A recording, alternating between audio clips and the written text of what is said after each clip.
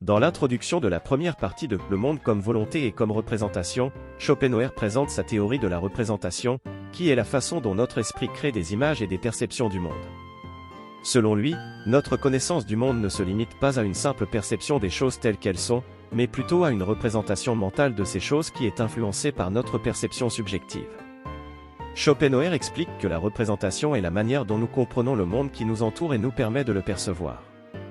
Cependant, cette représentation est trompeuse en ce qu'elle nous donne l'impression que les objets existent indépendamment de notre conscience, alors qu'en réalité, ils ne peuvent exister qu'en tant que représentation dans notre esprit. Par conséquent, la réalité de l'univers est essentiellement une construction mentale et subjective, plutôt qu'une réalité objective et absolue. Ainsi, l'introduction de la première partie met en évidence l'idée centrale de Schopenhauer selon laquelle la réalité n'est pas quelque chose qui peut être perçu directement, mais plutôt une représentation mentale de cette réalité.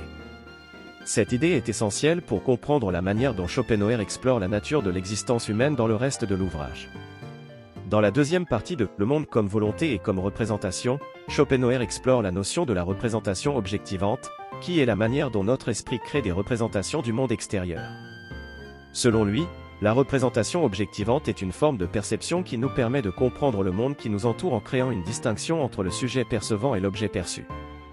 Schopenhauer explique que la représentation objectivante est trompeuse en ce qu'elle nous fait croire que les objets existent en dehors de notre conscience, de manière indépendante et absolue.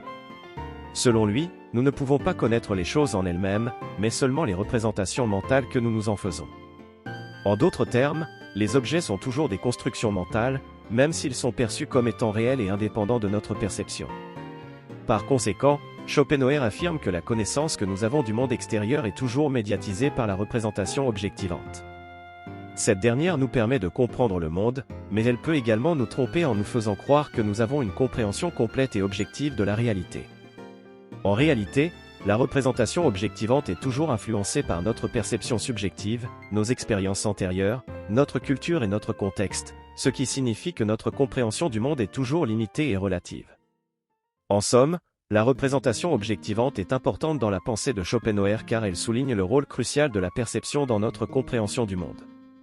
Cette notion est essentielle pour comprendre la manière dont Schopenhauer explore la nature de l'existence humaine dans le reste de l'ouvrage.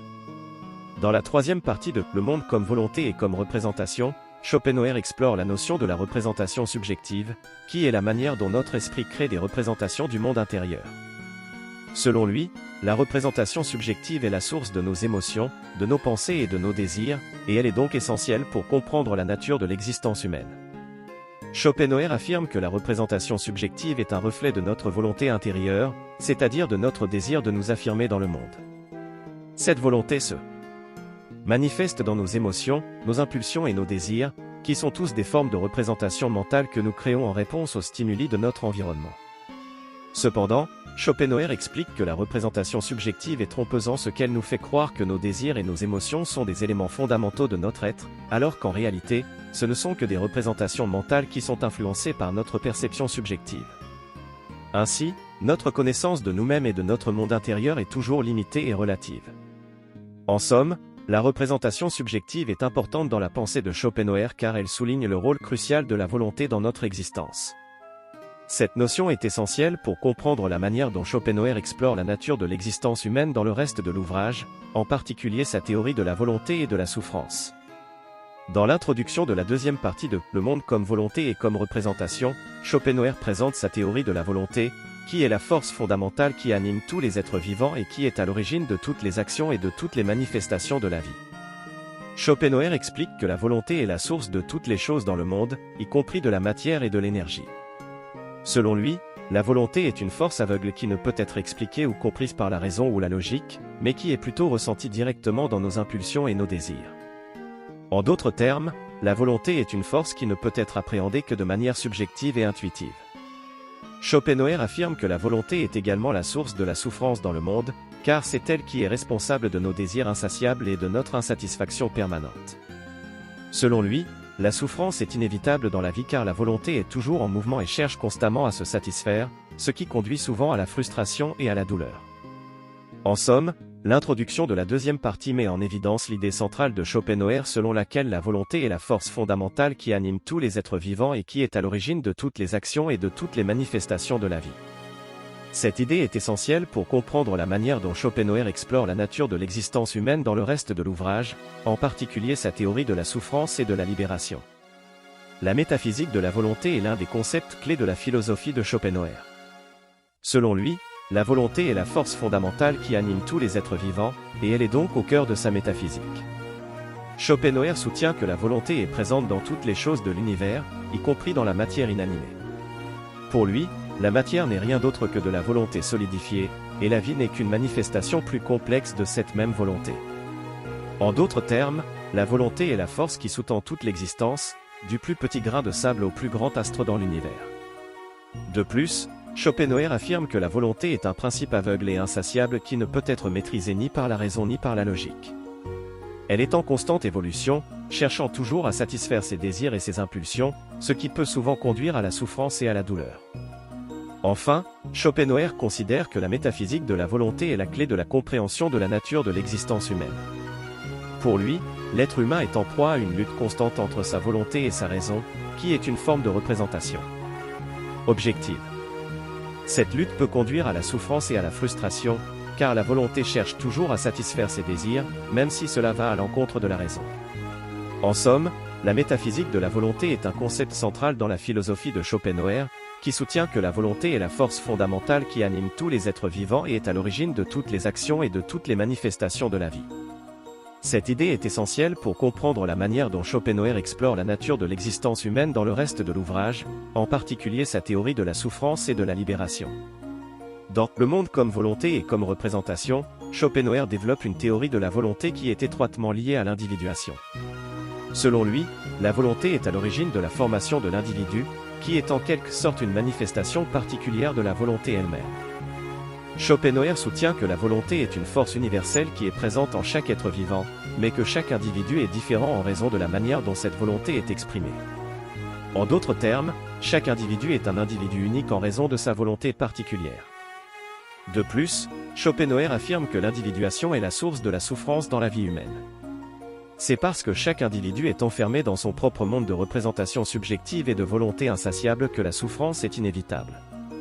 L'individu est constamment en proie à la frustration et à la douleur, car la volonté cherche toujours à satisfaire ses désirs, même si cela va à l'encontre de la raison. Schopenhauer considère que la libération de cette souffrance peut être obtenue par la compréhension de la nature de la volonté et de l'individuation. Il soutient que la contemplation est la voie la plus efficace pour atteindre cette compréhension, car elle permet à l'individu de se libérer temporairement de sa propre subjectivité et de se connecter à la réalité objective.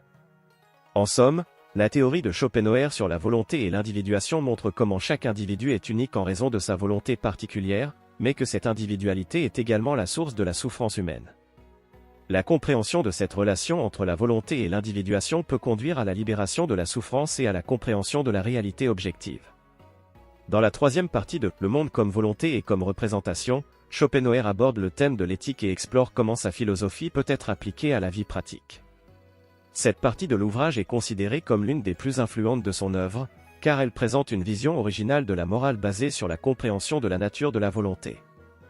Schopenhauer commence cette partie en expliquant que la volonté est à la fois la source de la souffrance et de la morale. Il affirme que la souffrance est causée par la nature insatiable de la volonté, qui nous pousse constamment à rechercher la satisfaction de nos désirs. Cependant, il soutient également que la moralité dépend de notre capacité à maîtriser la volonté et à la diriger vers des fins plus élevées. Schopenhauer considère que la moralité consiste à suivre une règle de conduite qui permet de minimiser la souffrance et de promouvoir le bien-être. Il affirme que cette règle de conduite doit être basée sur la compréhension de la nature de la volonté et de la souffrance, et non sur des normes sociales ou religieuses arbitraires. Pour Schopenhauer, la clé de la moralité réside dans l'empathie et la compassion envers les autres êtres vivants. Il soutient que la souffrance humaine et animale est essentiellement la même, car elle est causée par la même force de volonté insatiable. Par conséquent, la compassion envers les autres êtres vivants est la voie la plus efficace pour minimiser la souffrance et promouvoir le bien-être. En somme, l'introduction de la troisième partie de Le monde comme volonté et comme représentation montre comment la philosophie de Schopenhauer peut être appliquée à la vie pratique. Il affirme que la moralité doit être basée sur la compréhension de la nature de la volonté et de la souffrance, et que l'empathie et la compassion envers les autres êtres vivants sont les fondements d'une vie morale réussie. Dans Le monde comme volonté et comme représentation, Schopenhauer décrit la voie de la libération de la souffrance comme étant la négation de la volonté de vivre, qui est la force fondamentale qui anime tout être vivant. Selon Schopenhauer, la vie est essentiellement souffrance, car la volonté est toujours insatisfaite et cherche constamment à satisfaire ses désirs. La libération de la souffrance ne peut être obtenue que par la négation de cette volonté de vivre. Schopenhauer considère que la contemplation est la voie la plus efficace pour atteindre cette négation de la volonté de vivre. Par la contemplation, l'individu peut se libérer temporairement de sa propre subjectivité et se connecter à la réalité objective. Cette expérience de la réalité objective peut conduire à la compréhension de la nature illusoire de la volonté et de la souffrance, ce qui peut à son tour conduire à la négation de la volonté de vivre. La contemplation peut prendre de nombreuses formes, telles que l'appréciation de l'art, la contemplation de la nature ou la pratique de la méditation. Quelle que soit la forme que prend la contemplation, elle implique toujours la transcendance de l'individu au-delà de sa propre subjectivité et la connexion à la réalité objective. Schopenhauer considère que la négation de la volonté de vivre est la véritable libération, car elle permet à l'individu de transcender sa propre souffrance et de se connecter à une réalité plus profonde. Cette libération peut également conduire à une transformation de la volonté, qui cesse d'être une force égoïste et devient plutôt une force d'amour et de compassion envers les autres êtres vivants. En somme, la voie de la libération décrite par Schopenhauer est basée sur la négation de la volonté de vivre par la contemplation. Cette contemplation permet à l'individu de transcender sa propre subjectivité et de se connecter à la réalité objective, ce qui peut conduire à la compréhension de la nature illusoire de la volonté et de la souffrance. Cette compréhension peut ensuite conduire à la négation de la volonté de vivre et à la véritable libération de la souffrance. Dans Le monde comme volonté et comme représentation, Schopenhauer développe une conception de la morale fondée sur sa métaphysique de la volonté. Selon lui, la morale n'est pas basée sur des règles ou des obligations imposées de l'extérieur, mais plutôt sur la compréhension de la nature de la volonté. Schopenhauer considère que la volonté est la force fondamentale de l'univers, qui s'exprime à travers tous les êtres vivants. Cette volonté est essentiellement égoïste et cherche constamment à satisfaire ses désirs, ce qui est à l'origine de la souffrance dans le monde. Selon Schopenhauer, la morale consiste à reconnaître la nature illusoire de la volonté et à agir en conséquence. Pour Schopenhauer, la véritable moralité implique la compassion et la pitié envers tous les êtres vivants, car ils sont tous soumis à la même volonté insatiable qui est la source de la souffrance. La morale exige que l'on agisse de manière à réduire la souffrance des autres, plutôt que de la causer. En cela, Schopenhauer rejoint d'autres philosophes tels que Spinoza, pour qui la morale est une question d'orientation vers les autres. Schopenhauer considère également que la moralité n'est pas un ensemble de règles universelles, mais plutôt une question de discernement et de jugement. Selon lui, il n'y a pas de règle absolue pour déterminer ce qui est moral ou immoral, mais plutôt une compréhension intuitive de la nature de la volonté et de la souffrance. En somme, la conception de la morale chez Schopenhauer est basée sur la compréhension de la nature de la volonté et de la souffrance. La morale implique la compassion et la pitié envers tous les êtres vivants, ainsi que la reconnaissance de la nature illusoire de la volonté. La moralité n'est pas basée sur des règles universelles, mais plutôt sur le discernement et le jugement intuitif. Dans Le monde comme volonté et comme représentation, Schopenhauer propose une vision du monde fondée sur sa métaphysique de la volonté. Selon lui, la volonté est la force fondamentale de l'univers, qui s'exprime à travers tous les êtres vivants. Cette volonté est essentiellement égoïste et cherche constamment à satisfaire ses désirs, ce qui est à l'origine de la souffrance dans le monde. Schopenhauer considère que la connaissance de la nature de la volonté est essentielle pour comprendre la nature de la réalité. Il affirme que la représentation objective est une illusion, une apparence phénoménale qui ne révèle pas la véritable nature de la réalité. La véritable réalité est la volonté, qui est cachée derrière la représentation objective. Schopenhauer propose également une voie de libération de la souffrance, qui consiste à renoncer à la volonté et à se libérer de ses désirs égoïstes. Cette voie de libération implique une transformation profonde de soi-même, qui conduit à une compréhension intuitive de la nature de la volonté et de la réalité. Enfin, Schopenhauer développe une conception de la morale fondée sur sa métaphysique de la volonté.